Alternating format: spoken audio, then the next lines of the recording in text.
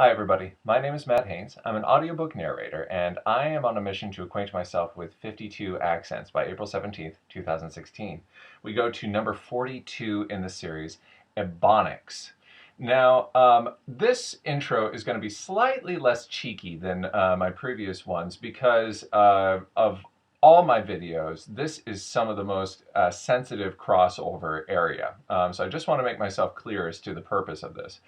When I narrate audiobooks, there's all kinds of characters with all kinds of accents and dialects that come across my path. And the goal is to, for each one that I get, including Ebonics, to have an accent that is consistent and considerably more informed than what I would have if I were just winging it. I'm just going to be sharing 5 highlights from what I'm learning about the Ebonics accent. Then I'm going to be applying them to song lyrics in the studio. I'd like to thank Sylvia Gillespie for some wonderful consultation.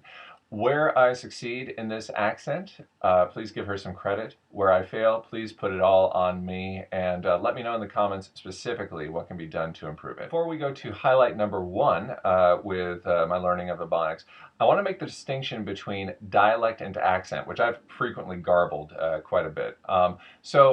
With the dialect, you've got grammar and expressions, and as with many of the other accents I've been working on, there is a dialect to Ebonics that has a very specific grammatical structure and vocabulary.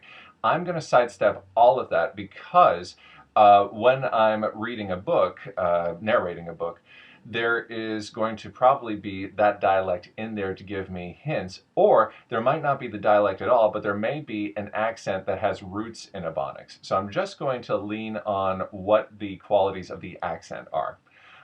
So number 1 for Ebonics, highlight number 1, the D's and the T's at the ends of words, they tend to disappear, or they tend to shorten, as it were. So in the lyrics of the song we're going to do, you just walk away. In standard American, especially if you want to be very theatrical about it, you'd say you just walk away. With Ebonics, it would be you just walk away.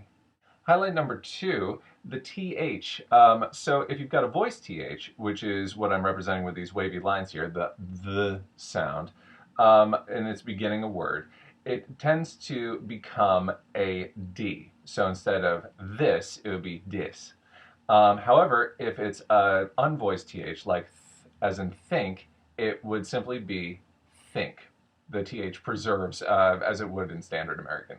Highlight number 3, OR, ER, IR, or AR with a hard consonant following it tends to become an AR sound. The hard consonant is what I'm trying to represent with these boxes with the X in them, or the hourglass. It just looks hard. That's what I'm doing. So world would be warld, first would be farce, and person would be parson. Highlight number 4. This is pretty common in general American as well, but a word ending on a D and then followed by a word beginning with a Y, for example, did you, it becomes a J. The D and Y sound become a J, so it becomes did you. A word ending on a T followed by a word beginning with a Y becomes a CH, so without you becomes without you. Number 5, the melodic quality. In standard American, what I'm finding I hear is when there's a word of emphasis, we tend to go up and then a slight slope down.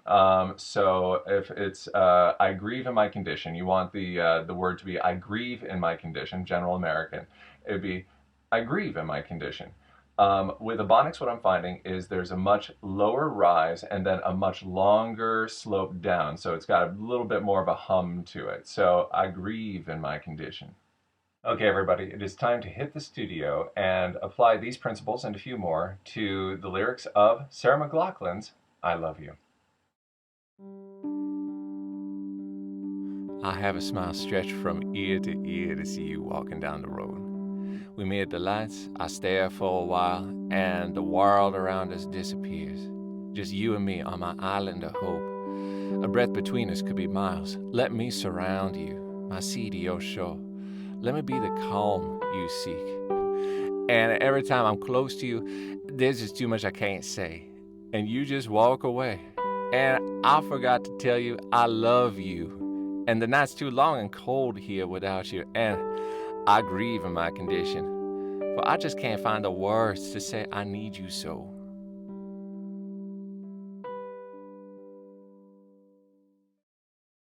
The lyrics for I Love You are by Sarah McLachlan, and the music has been provided royalty-free and charge-free by Mr. Kevin MacLeod.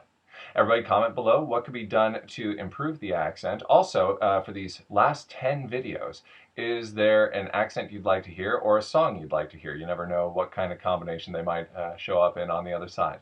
Everybody stay tuned next week for number 43, Hungarian, and rock on.